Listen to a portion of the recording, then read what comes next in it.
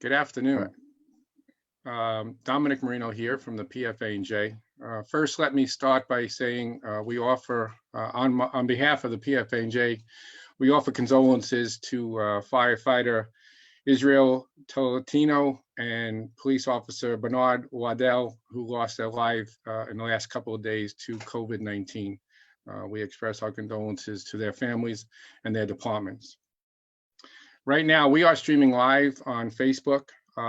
If there's a glitch, or if you are seeing this later on during the day, this video will be up on our website, and you could look at that later on.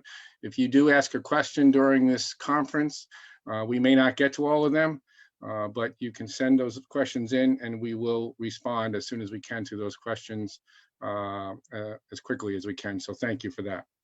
Like I said, my name is Dominick Marino. I'm the president of the Professional Firefighters Association of New Jersey, representing firefighters and EMS workers throughout the state.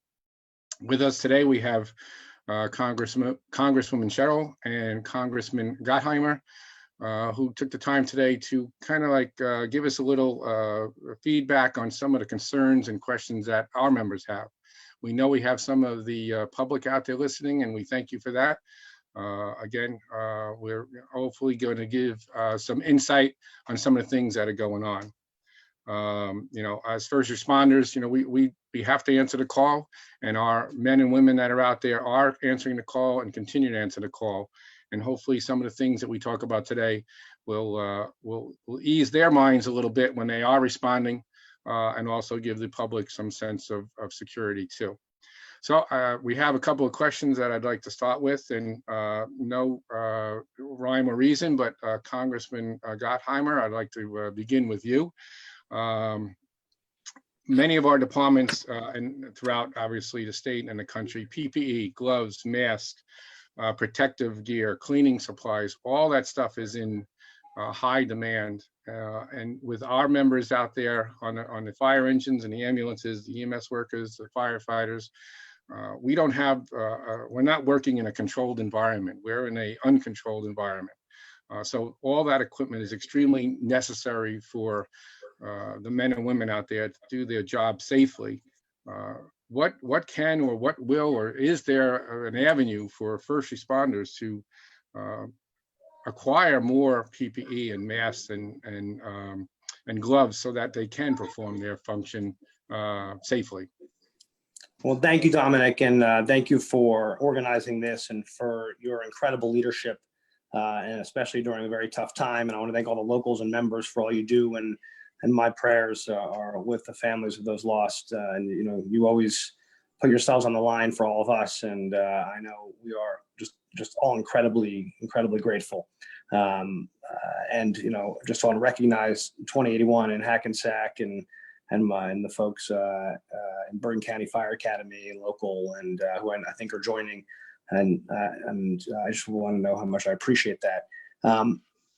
The problem, when I spoke to the governor's office actually about this again earlier today, and Mikie and I, in fact, helped lead a letter, I guess the bipartisan letter of the whole delegation last week to the president about fulfilling the state's request for more PPE for specifically for our first responders, right? For our firefighters, for law enforcement, for EMS, who are, and I know many of you have, and many of your locals have EMS. We have to, this is a big issue because, the stockpile, both nationally, which has been largely depleted, and of course, the state level, we've been struggling for our frontline healthcare workers to get the necessary PPE to help them do their jobs, both in the ambulances and of course at the hospitals. And we've been very short, as it's been week to week, day to day. The good news is we've gotten a huge shipment in the state, a chunk out of the stockpile, about 260,000 pieces, including masks and gloves a couple of days ago. And then the state has procured nearly 10 million pieces of PPE and another slug that they just got recently, and we're trying to get that out. The challenge is beginning it out to first responders, frankly. I know you've stepped up and helped get some where you can to your members. I know that's the case for other first responders as well. It shouldn't be the case that we don't have enough, especially because you're going into harm's way. And if our first responders are out of commission, and this was brought to my attention just yesterday, someone said in the next week on the volunteer and paid side, we could have between EMS and firefighters and law enforcement, and especially and firefighters and EMS, they could all fall apart in the next week. We got people who are sick, as you pointed out. You got people who are sick. You got people who've been infected, or people who have been exposed, and so our numbers aren't there. And when we need to respond, whether or not it's a coronavirus issue or a heart attack or any other issue that you respond to on a daily basis, we just are not going to have the resources. So we're very concerned about that. And the only way to deal with that, frankly, is to make sure you have people, among other things, to have the PPE we need. So we're very focused as a delegation. I know Mikie and I are, among others, on getting the equipment, the PPEs to our first responders. It's essential. We've got 25,000 or nearly 26,000 cases in the state of New Jersey now. In the 5th district, we've got about 5,000 cases. We've had 100 deaths in the 5th congressional district. It's frightening what's going on, and it's going to go up right now. So we've got to get that to you, and we'll continue working with all both on the private side and the public side to get you what you need. I appreciate that, and I appreciate all the effort you're doing on acquiring that information, that needed equipment. Congressman Sherrill, testing.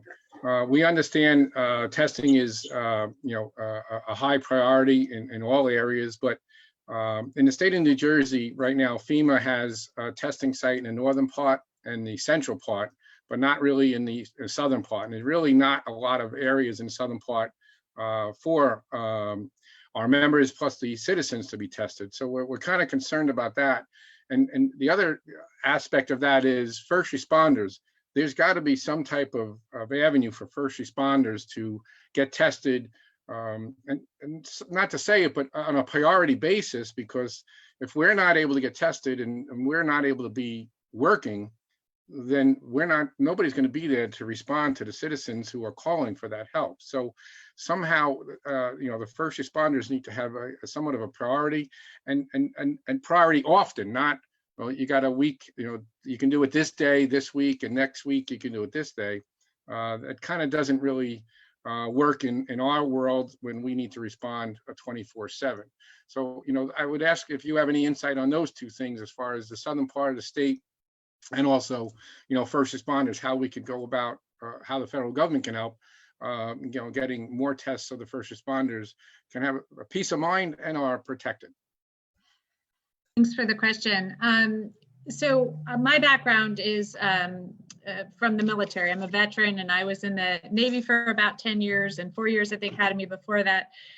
And when you're in the military, you're either in a crisis or you're preparing for a crisis. And so this testing issue is something that many of us had flagged very early on, to understand the scope of the problem and to understand, when we're getting our arms around the problem and when we're getting on the other side of this problem. And we still haven't solved for the testing, I think, nationwide in the way we really should have solved for it. We have been advocating for FEMA from the start for more testing equipment, more testing centers. And in fact, we put a testing facility in Bergen County where Josh is, certainly because that was the epicenter of where the outbreak began in our state. And then we had one down in Holmdel at the PNC Center, and we need more. That simply isn't enough. I think we need one in Essex County. We need one down south. But what's really concerning is that now they're talking about closing the FEMA testing sites on April 10th. So the whole delegation has come together in a bipartisan way to urge and encourage FEMA to not do that for obvious reasons. Chris Smith is leading the charge because we are looking at some of the curves, and we're estimating that that'll be right as we start to reach the height of the curve here in New Jersey. So we will be having a huge amount, just dealing with a large amount of cases and getting people and testing people. And that's when FEMA thinks they're going to pull out. And so that's unacceptable. We're telling them that we're not only arguing for more testing sites, but arguing for them in the very least not to leave the testing sites we have. The governor has also put out to all the counties that they need to come up with testing site plans, and several of the counties, I know Burlington County for one, have opened up their testing sites. There's a lot of frustration, and I certainly knowing how the first responders don't always have, you know, a 9 to 5, never have a 9 to 5 schedule, I realize the frustration. Many of these testing sites are open for an hour or every other day or something like that. The problem we're facing is personnel to conduct the testing. Some of the testing sites are run by volunteers. Many of them are run by medical personnel.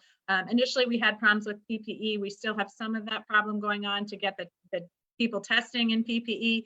And then we have a problem with getting personnel there, personnel that we need at the hospitals. So we're working at some of these problems. But again, these are things the counties are working on.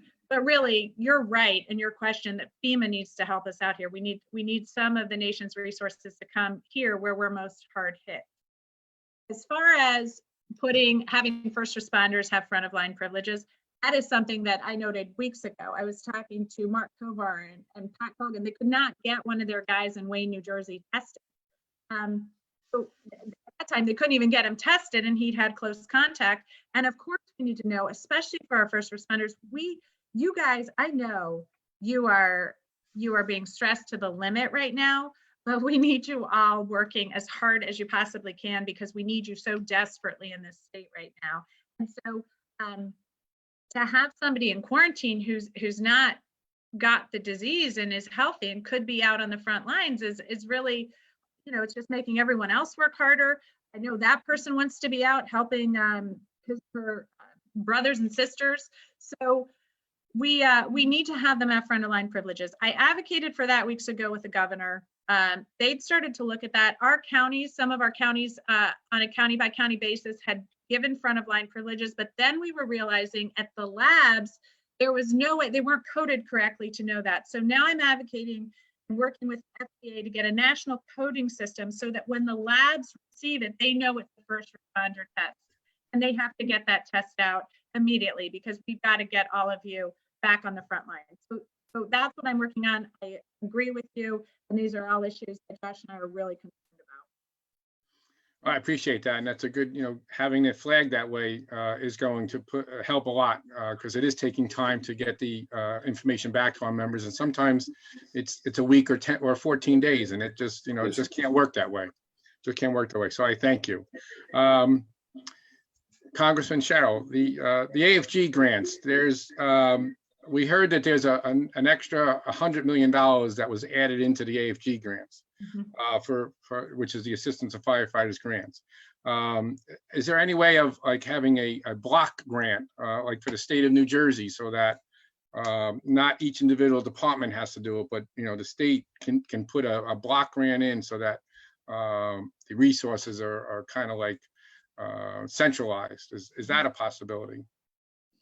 So as many of you know, Josh and I, from the start of our illustrious careers, mine in last January, and Josh has been in a little longer, have always fought hard for firefighters and first responders, advocating heavily. So it was important to us that that we get money to our first responders when we do this legislation. That was one of our top priorities and one of our top asks. We did get a good deal of money to our firefighters. They're still figuring out how they're going to put that out. They've closed the portals for some of the grants. We don't know if they're going to just continue to push out money to previous grant recipients, if they're going to reopen the portals, or if, as you said, they could give block grants to the states to allow the states to give that money out. So we have asked that question. We'll keep asking that question, and I think they're in the process now of figuring out how they're going to do that. I know there's been some question by some of the members of the EMS squads too. They feel like they've been left out of some of, I know we've gotten questions in my office, seems like I can't apply for that if I'm an EMS person. And, the language is a little tough, but from my reading of it, non-affiliated EMS organizations are eligible to apply for the AFG grants. We're still working on that as well to make sure that that's correct so we can ensure that they have access to, because we just want to make sure all of our first responders are taken care of to the best of our ability. That was why I was looking at a block grant so that the state can divide that money up. So thank you. Congressman Gottheimer, along the lines of money, with the the big bill that just was passed in the federal government. How might that transcend to New Jersey and to the first responders and the police officers, the firefighters, and EMS? How could it transcend back there to us? Well, thanks, Dominick. Building off of Mikie said, the AFG grants have been very important to the state of New Jersey. And I think Mikie and I were well indoctrinated, me in 2016 and Mikie in 2018 by Pasquale. He took us in a room and poured water on us for hours at an end until we understood, until we repeated how important AFG and SAFER grants are. And so we're fully on board. We've gotten about $2.5 million in AFG and SAFER in my district since I took office. So and I see every day the impact that it has for our departments. The bill, the CARES Act, which we fought for, and in fact fought, as Mikie said, one of the core pieces we fought for was these resources for our first responders and our firefighters in particular. If you look at a few of the different buckets, and I agree, Dominick, I think we're looking for ways to make sure that a lot of these dollars are going back to the states in block grants, as you're saying. So the question is, how do we get them out the door and make sure they're used for what they were intended for, right? I mean, that is very important. And so we're keeping a very, as Mikie said, she's making those calls, I'm making those calls. It's very important that we do that. The bill has $45 billion for disaster relief fund to reimburse fire and EMS departments for expenses related to the response to the virus. That's including PPE, overtime, backfill, and operating costs above and beyond normal care business. That's, obviously a significant amount of money. The key is making sure that we get it or get what we should in New Jersey. $100 million in funding through the AFG grant program, earmarked specifically for the PPE and related supplies. $100 billion to reimburse healthcare providers, including EMS, and obviously EMS very involved in transporting and medical supplies and equipment, increased workforce expenses and surge capacity. As Mikie said, we desperately need you, and I know you're all stretched incredibly thin. I was talking to Matt Clapper in Booker's office last night just about the fact of what you all are facing right now and how tough it is and just how stretched everybody is, and stories he's hearing. I'm obviously hearing it from my departments in my district. And so that's a huge issue. $41 billion for national forest systems and wildland fire management, which obviously helps in some of our more rural areas. And also the bill establishes $150 billion coronavirus relief fund. And New Jersey will get $3.4 billion in support for our state and local efforts to combat the virus. That includes other resources for state and local governments. And our hope is that some of these dollars that are going to the state and locals, going to the local governments and the county governments, get pushed to our departments, right? Which is very important to the OEMs, to our locals, essential. And that's something that we're keeping a very watchful eye on. The last thing I'd say is there's other things looking forward, Dominick, and everyone in the fourth phase that Mikie and I are working on with the delegation, which I think is so important to help ensure that there's economic growth when we get past this, right? And what else we need to consider. So it's important to us that as you see things, that you raise them with us with gaps, areas where not covered, expenditures you didn't expect, things that you think would be very helpful. The more feedback your members and you can give us will be very helpful. We're obviously pushing to reinstate the state and local tax deduction because was a tax hike for us in the state to make things more affordable for people. Infrastructure is going to be a big part of what we're fighting for. That's really important. But there's a lot of things that there's just all society is being affected by this in ways we didn't expect. So the more feedback you can give us, we'd be very grateful for that. Thank you. Appreciate that. One last thing, the city, the municipalities, obviously their budgets, and just like the state budgets, are going to be thrown way out of whack. Way out of whack. So that's, the money coming in, needs to help these municipalities because, after this is all said and done, the budgets being out of whack, layoffs, a lot of things can start happening that they're all going to need help for. So we have to keep that in mind when we're talking about money coming back into the state and municipalities and the county. It's a great point. We're all hearing that from our mayors. No, appreciate it. Congressman Sherrill, everybody's kind of working on COVID-19, the pandemic.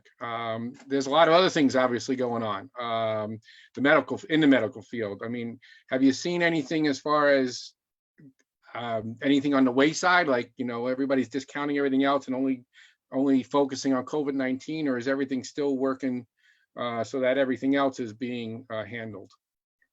So it's funny you asked me that, and I would just add that many of our COVID grants were announced. I know several of the towns in my district and the counties in my district are getting money, and it was announced the amount of money they get, because you're exactly right, the municipalities need help, and there's already discussions in the fourth COVID bill of doing more for some of the municipalities. But it's interesting that you would ask that question, because unfortunately for me, I have some firsthand experience in a really odd, really bad coincidence. My son broke 3 fingers last night skateboarding, and my mom slipped and broke some ribs in her house today. So let me tell you what the landscape looks like for people that have non-COVID related medical injuries.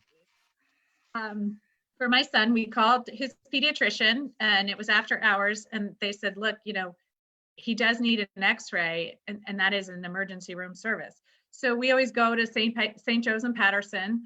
So I called St. Joe's and Patterson, and they said, yeah, we have the pediatric emergency room walled off. You can come in. So he did go and get his fingers x-rayed and put in a splint, and he'll have to go to a non-emergency room care in about a week to get that looked at again and further help for his hand. My mom was able to take advantage of the expansion of telemedicine that we have put in place for COVID.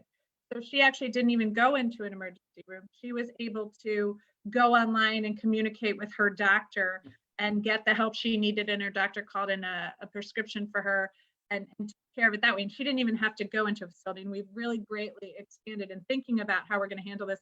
We've really greatly expanded not only our video conferencing and for telemedicine, but also just, some people don't have that capability. So even what doctors are able to do over the phone, and expanded their capabilities on the phone so that people don't have to go in if they don't need to. We also are getting, you might have heard of them, the FEMA pop-up hospitals. We'll be getting, those will be managed by DoD personnel. So the DoD personnel have to be fully deployable. So the agreement with them right now, and I don't know how you guys are feeling, but I'm feeling like, 2 days ago seems like a year ago. So things change rapidly. But right now, the DoD personnel are coming with the understanding they will not be handling COVID patients. There is some discussion of how we're going to handle these beds, and if we're going to wall off and put a COVID area that the DoD personnel won't be. But what we're looking at now is, can these DoD personnel handle, kind of take off all the non-COVID emergencies, non-COVID medical problems that we're experiencing. USNS Comfort has also pulled into port in New York Harbor. They will be taking some of the non-COVID patients. I'll tell you, we're still looking into it, because when I think, and I'm kind of coming at it from the point of view of a mom with 4 kids. So when I think of what I need from an emergency room, it's concussions, it's broken bones, and it's stitches. And a lot of other stuff we just can do telemedicine for, but we need to make sure, do they have the MRIs? Do they have the x-rays? And then certainly we have to get all of our first responders versed in where everyone's going, which we can do. But I think this could be critical help most. So the one thing I will say, the one kind of flag I have for that is, many of our hospitals now are over 75% COVID patients. So we could really use some offloading of COVID patients as well as non-COVID patients. We are thinking a lot. We are going to have the resources, I believe, for a lot of non-COVID patients to be seen in the future. And our hospitals now are doing a really good job kind of walling off the non-COVID people from the rest of the population. Thank you. I guess either one or both. It's going back to testing. If a firefighter gets tested, or an EMS gets tested, but they're not showing any signs or symptoms, some departments are sending them right back to work. Other departments are quarantining. Is there any not standard, but any way of having some type of one size fits all? I mean, do you quarantine even though you're not showing signs? Do you wait for the test to come? Sometimes we can't even get tested. So, you know, it's all crazy all over the state. It's all different. So we don't know how to go about it and advise our members what we should be doing. We're telling them, if you come in contact, you should be quarantining, self-quarantining, just to be on the safe side. Some departments can't do that. They don't have the manpower in order to do that. So testing without getting tested. You know, we're kind of like in quandary on how to go about, because we could be infecting people we are going to help. So, you know, that concerns us, or infecting our own co-workers without even knowing it, because we're not showing any signs or symptoms, but we could really be positive. And just to tag on that, this new rapid test that they're talking about, obviously, if that's something that is working, first responders should be the ones being administered that test, because that can give us a lot more normalcy, so that we can deal with things. So Well, both of yous, I'm just opening Mike, up to Mike, you want me to go first, Mike, and then you go? Okay. Mike? You're good. You're Is good, that okay? Josh. Okay. You're shaking your head. You didn't see that. Sorry, I Mike's can't see on that. mute. Yeah, go first. Sorry, I just see you. Sorry. Sorry, Dominic. I was just All going to say, you're 100% right about first of all, I was just on the phone with the CEO of BD before this call, and they have a rapid test that hopefully in the next couple of weeks will get done. That's a 10-minute test, and it's basically on you can use something that's like the size of a phone, a digital phone that does the test in literally 10 minutes. Abbott, as you probably saw the president talk about, or others talk about, it's more like a shoebox. That's like a 45-minute test. That will be starting in mass distribution, although $30,000 at a time of the test being pushed out. So not enough to obviously cover everybody, but a lot of people, many of us think, is of course that's got to take care of our sickest patients and our first responders, right? We've got to make sure that, you make a very important point. We know, like in Jersey City, there were 36 police officers and a dozen firefighters contracted the virus. You're hearing that all over these issues that are all over the state like this. And you're right, if you've been exposed, the CDC has changed guidelines a bit. If you're just a regular person, just like us, it'd be 14 days. If you're a frontline, if you're in the hospital, the CDC has changed, given more room for the guidelines to 7 days or even fewer in some cases. But if there's exposure, we want to make sure you're protected. And to your point that you could walk around 5 days or more and not know you have the virus and be giving it to others. So of course, we don't want your folks to be sick, and we certainly don't want others to get sick. So I agree. I think we got to be really careful here. I know that you're so stretched, so that the department, there's a lot of pressure on the departments to get people right back out there. It's what you always do, right? You always run in when others are running out. So I get that. But we want to make sure that we're careful. I think we've got to get you those rapid tests. I believe the world's going to look a lot different in 2 weeks from now in terms of this testing. We're going to have a lot more tests, but we'll still have a problem, right? And we'll still have a lot of people sick. And last point, we know that if people have symptoms, there's been specific places set up, and Mikie alluded to this before. There's, of course, centers in Bergen. We've got Bergen, Newbridge, and Paramus. It's specifically for first responders. I know, and Keene has the testing site that I know PNC does. And there's, if you're a first responder, you can call ahead and get certain priority there, which I think is incredibly important. So yes, I'm encouraged by the development and the R&D we're having over those last weeks, but it's not enough. But you should be in the front of the line. Yeah, speaking, of BD, St. Clair's, which is up in my area, just got approval for the BD test. So it's not the rapid test that Josh was talking about. They're still working on getting approval for that, but this is a 2-hour test. 2-hour test. You can process quite a few testing kits. What we need to do is, the rapid test is what we want to get. We want to get to just like the strep throat type thing, where you just sit there for a second, they say, yeah, you got it. No, you don't. But in the meantime, we just need to start cycling through the test quickly, and we're just getting backed up everywhere. And so we're trying to take care of that. We're trying to get testing kits. We're trying to get all the material we need, all the approved ones, sending them through, and then push to get the approvals for the rapid test, which we have that BD one. I know Rutgers had one that they tested that was good. So we need to get that out in the field quickly as well. But, you know, as far as the guidelines, I think we do need the state to come in, and I will advocate for this. We're on Josh's team and my team. We're on calls every day with the governor's office. Josh and I talk to the governor. I'm on, and I know Josh is on as well. I'm on calls all morning. You know, in the morning, I have all my hospital systems coming in, which is why, you know, I knew who to call at St. Joe's and Patterson.